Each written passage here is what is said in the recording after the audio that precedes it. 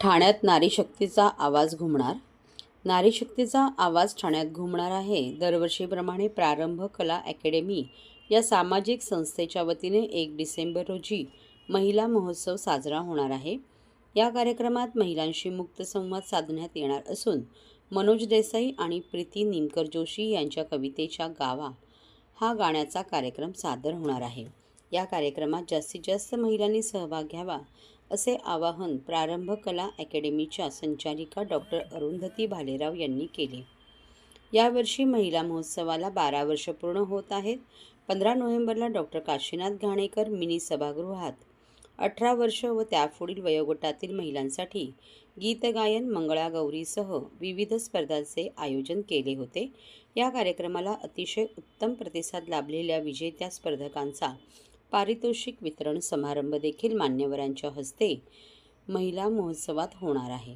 हा कार्यक्रम आयफीएल Ritz banquet hall 3रा मजला आर मॉल घोडबंदर रोड येथे आयोजित करण्यात आले असून मधुराज रेसिपीच्या मधुरा बाचल यांची मुलाखत होणार असल्याची माहिती भालेराव यांनी आज घेतलेल्या पत्रकार परिषदेत दिली. त्याचप्रमाणे नानजी पटेल भूमिवंतचे आणि बँकवेट हॉलचे आयरिट्सच्या को-फाउंडर सई प्रतीश आंबेकर ही सगळी मंडळी या कार्यक्रमाला उपस्थित राहणार आहेत. अनेक संस्थांनी आम्हाला याच्यासाठी थोडीशी आर्थिक मदतसुद्धा केलेली आहे. सगळ्यांचं नाव घेणं शक्य नाही, परंतु सगळ्यांचे आम्ही मनापासून आभारी आहोत. कारण ह्या निमित्तानं 23 वर्षातला हा 12वा तपपूर्ती सोहळा हा आमच्यासाठी खूप मोठा टप्पा आहे. सगळ्या महिलाच आम्ही आहोत आणि अत्यंत चांगल्या पद्धतीने एकजुटीनं काम करतोय. या निमित्तानं उत्तम सहजीवन जगणारे आणि सामाजिक काम करणारे लाकरू सोमण आणि मेधा सोमण, परीक्षित प्रभुदेसाई आणि प्रिया प्रभुदेसाई जे नवीन तरुण एंटरप्रेन्योर्स आहेत आणि त्याचबरोबर हेमंत साने आणि मेघना साने यांना सन्मानित करण्यात येणार आहे. आणि 15 नोव्हेंबरला प्रारंभच्या ज्या स्पर्धा झाल्या त्याच्यामध्ये 300च्या वर महिलांनी सहभाग घेतला. ज्या 15 नोव्हेंबरला घाणेकर मिनी नाट्यगृहात संपन्न झाल्या त्याचा विनामूल्य सगळ्या स्पर्धा होत्या. त्याचा बक्षीस वितरण सोहळा या निमित्तानं या बँकवेट हॉलमध्ये संपन्न होणार आहे. ह्या कार्यक्रमाच्या दिवशी अनेक 40 ते 80 वयोगटातल्या महिला मंगळागौरीचे खेळ, समूह नृत्य, गाणी असे विविध गोष्टी सादर करणार आहेत. आणि कवितांच्या गावा जावे हा मनोज देसाई आणि संच फार सुंदर असा कार्यक्रम सादर करणार आहेत, ज्याच्यामध्ये दीपाली केळकरांचं निवेदन आहे. स्वप्नील भाटे तबल्यावर आहेत आणि गायिका प्रीती निमकर जोशी ह्या गाणार आहेत. हा सगळा कार्यक्रम विनामूल्य आहे. दुपारी 3 ते रात्री 9 या वेळेत 8 डिसेंबरला 3रा मजला आरमॉलचा 3रा मजला बँकवेट हॉलला हा कार्यक्रम संपन्न होतोय. सगळ्या ठाणेकरांना येण्याची विनंती करते. धन्यवाद. महिलांसाठी जरी असला तरी पुरुषांसाठी पण कार्यक्रम आहे आणि विनामूल्य. Thank you so much. 1 डिसेंबर आहे. महाराष्ट्रातील भगिनींना आधार देणारी राज्य शासनाची मुख्यमंत्री माझी लाडकी बहीण योजना. या योजनेअंतर्गत अल्प उत्पन्न गटातील 21 ते 65 वयोगटाच्या भगिनींना मिळणार दरमहा 1500 रुपयाची मदत. अर्ज करण्यासाठी 31 ऑगस्ट 2024 पर्यंत मुदतवाढ. कुटुंबाचं वार्षिक उत्पन्न 2.5 लाख रुपयांपेक्षा कमी असलेल्या महिला पात्र. कुटुंबाकडे पिवळं किंवा केशरी रेशन कार्ड असल्यास उत्पन्नाचा दाखला आवश्यक नाही. पांढरं रेशन कार्ड असेल किंवा रेशन कार्ड नसेल तर कुटुंबाचं वार्षिक उत्पन्न 2.5 लाखांपेक्षा कमी असल्याचा दाखला आवश्यक. योजनेसाठीचा ऑनलाईन अर्ज नारी शक्ती दूत ॲपवरून किंवा पोर्टलवर भरता येईल. ज्या भगिनींना ऑनलाईन अर्ज भरता येत नसेल त्यांच्यासाठी अंगणवाडी, ग्रामपंचायत, वॉर्ड ऑफिस, सेतू सुविधा केंद्रामध्ये किंवा आशाताई बचत गटाच्या CRP यांची मदत उपलब्ध. आता आपल्याला अभिमानानं म्हणता येईल, सुखी आणि सुरक्षित आहे माझी लाडकी बहीण.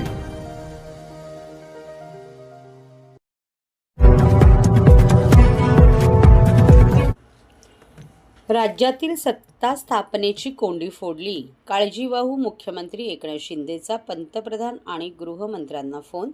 सरकार स्थापनेसाठी कोणताही अडसर नसल्याचे केले आश्वस्त. महायुतीला बहुमत मिळाल्यानंतर सत्ता स्थापनेबाबत मुख्यमंत्रीपदावरून निर्माण झालेली कोंडी राज्याचे काळजीवाहू मुख्यमंत्री एकनाथ शिंदे यांनी आज फोडली. पंतप्रधान नरेंद्र मोदी आणि गृहमंत्री अमित शहा यांच्याशी फोनवर चर्चा करून महायुतीचे सरकार स्थापन करण्यात कोणतीही अडचण नाही असे आश्वस्त केले. पंतप्रधान मोदी आणि गृहमंत्री शहा जो निर्णय घेतील तो आपल्याला आणि शिवसेना पक्षाला मान्य असेल, असे मुख्यमंत्री शिंदे म्हणाले. ठाण्यातील निवासस्थानी आयोजित पत्रकार परिषदेत ते बोलत होते. बहुमत मिळाल्यानंतरही राज्यात सत्ता स्थापन करण्यास विलंब झाल्याने माध्यमांमध्ये महायुतीबाबत उलटसुलट तर्क लढवले जात होते. त्या पार्श्वभूमीवर मुख्यमंत्री शिंदे यांनी आज माध्यमांशी संवाद साधला आणि आपली भूमिका स्पष्ट केली. त्यामुळे राज्यात सत्ता स्थापनेचा मार्ग मोकळा झाल्याचे बोलले जात आहे. मुख्यमंत्री शिंदे म्हणाले की राज्यात महायुतीला अभूतपूर्व यश मिळाले. या संदर्भात मंगळवारी रात्री पंतप्रधान नरेंद्र मोदी आणि गृहमंत्री अमित शहा यांच्याशी फोनद्वारे चर्चा केली. राज्यात सरकार स्थापन करताना महायुतीचा घटक पक्ष म्हणून शिवसेनेचा कोणताही अडसर नाही. महाराष्ट्र हित आपल्यासाठी सर्वोच्च आहे. आपल्यात कोणतीही नाराजी नाही. महायुतीतील मुख्यमंत्री पदाबाबत भाजप पक्षश्रेष्ठी जो अंतिम निर्णय घेतील त्यास आपला पाठिंबा असेल असे पंतप्रधान व गृहमंत्र्यांना कळवल्याचे मुख्यमंत्री शिंदे यांनी पत्रकार परिषदेत सांगितले. ते पुढे म्हणाले की निवडणुकीतील प्रचंड यश म्हणजे गेल्या 2.5 वर्षात महायुतीने केलेल्या कामावर जनतेने दाखवलेला विश्वास आहे. महायुतीच्या सगळ्याच कार्यकर्त्यांनी प्रचंड काम केले. निवडणूक काळात पायाला भिंगरी लावल्याप्रमाणे काम केले. सर्वसामान्यांसाठी सरकार म्हणून काही ना काही करावे ही धारणा होती. त्यानुसार मुख्यमंत्री म्हणून नव्हे तर कॉमन मॅन म्हणून काम केले. 2.5 वर्षात केलेल्या कामातून आपण समाधानी आणि आनंदी आहोत. या काळात बाळासाहेबांचे विचार आणि आनंदिगे साहेबांची शिकवण सोबत होती. पंतप्रधान नरेंद्र मोदी आणि गृहमंत्री अमित शहा पहाडासारखे पाठीशी उभे राहिले. मुख्यमंत्री पदाच्या काळात त्यांनी निधी दिला, भक्कम पाठबळ दिले. केंद्र आणि राज्यात समविचारी सरकार असल्याने राज्याला फायदा झाला असे सांगत त्यांनी पंतप्रधान आणि गृहमंत्र्यांचे आभार मानले. आज आपल्याला मी सांगू इच्छितो एवढं काम आपण केलेलं आहे, एवढं आपण काम केलंय. त्यामुळे काम तर तुमच्या समोर आहे आणि काम करत राहणारा कार्यकर्ता आहे. त्यामुळे काम आपल्याला करायचंय. पुन्हा महायुती म्हणून ही महायुती मजबूत आहे.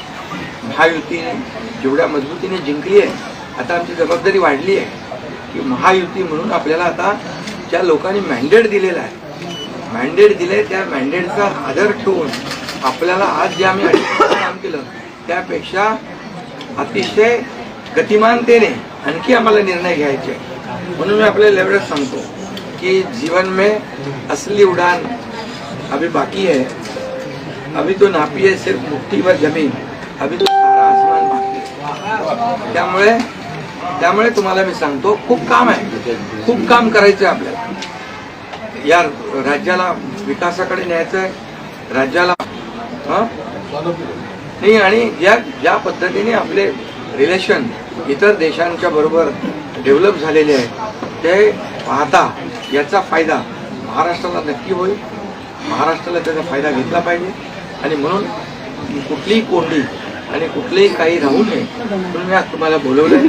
आणि भारतीय जनता पक्ष वरिष्ठ नेतृत्व जो निर्णय घेतील मुख्यमंत्री बनवण्यासाठी भारतीय जनता पक्षाचा सांगितलं की जो निर्णय आपण घ्याल तो एकनाथ शिंदेला मान्य आहे, शिवसेनेला मान्य आहे. आणि त्यामुळे कुठलंही काही कोंडी, कुठलंही काही अडचण, कुठले काही नाराजी, कुठलं काही हे सगळं काही नाही आहे. स्पीड ब्रेकर नाही आहे. अगोदर महाविकास आघाडी स्पीड ब्रेकर हे स्पीड ब्रेकर आम्ही काढून टाकले. त्यामुळे इथं कुठलाही स्पीड ब्रेकर नाही आहे. म्हणून जो निर्णय भारतीय जनता पक्षाचे दिल्लीचे वरिष्ठ नेते मोदी साहेब आणि अमित शहा साहेब घेतील त्याला पूर्णपणे समर्थन, पाठिंबा आमच्या शिवसेनेचा आहे.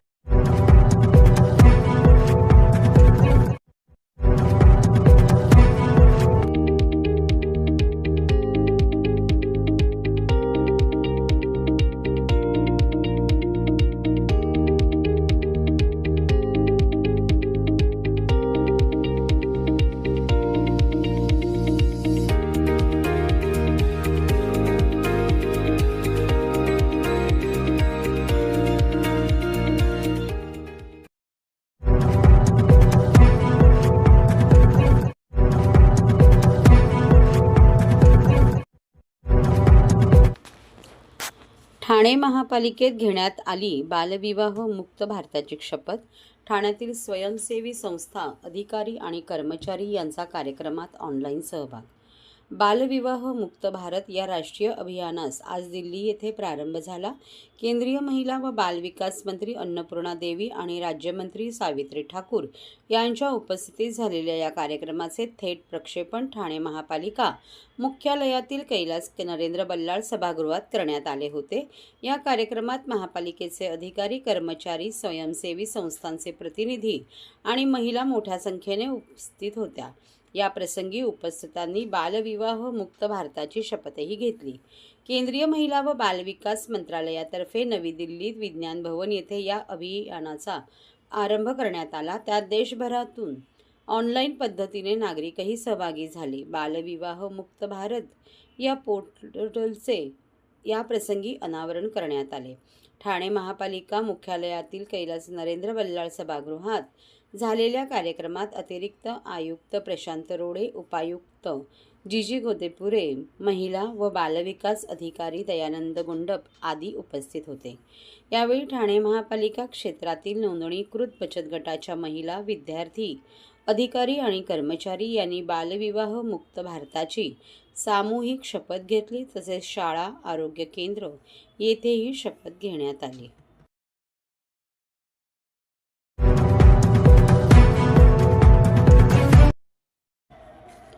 स्पर्धा परीक्षांना सकारात्मकतेने सामोरे जा, प्रयत्नात सातत्य ठेवा.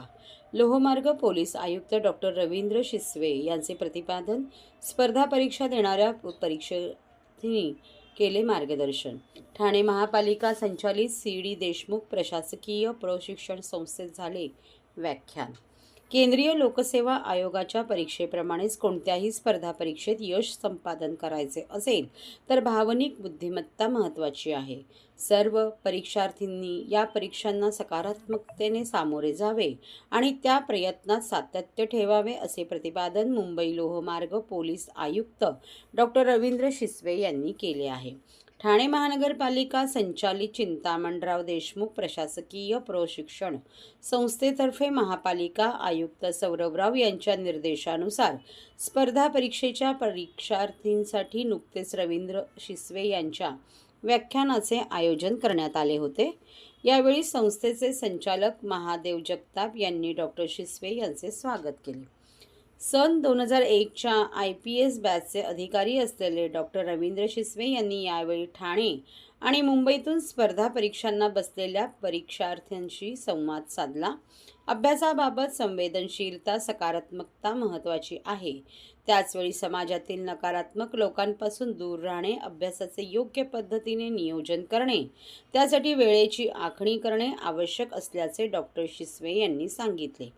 केलेल्या अभ्यासाची पेन्सिल उजळणी करणे, विचार करण्याची पद्धत कशी विकसित करायची, महत्त्वाचे मुद्दे कसे काढायचे याबद्दलही डॉक्टर शिसवे यांनी मार्गदर्शन केले. तसेच अभ्यासाच्या नोट्स काढताना शॉर्ट हँड कौशल्याचा वापर करण्याचीही सूचना त्यांनी केली.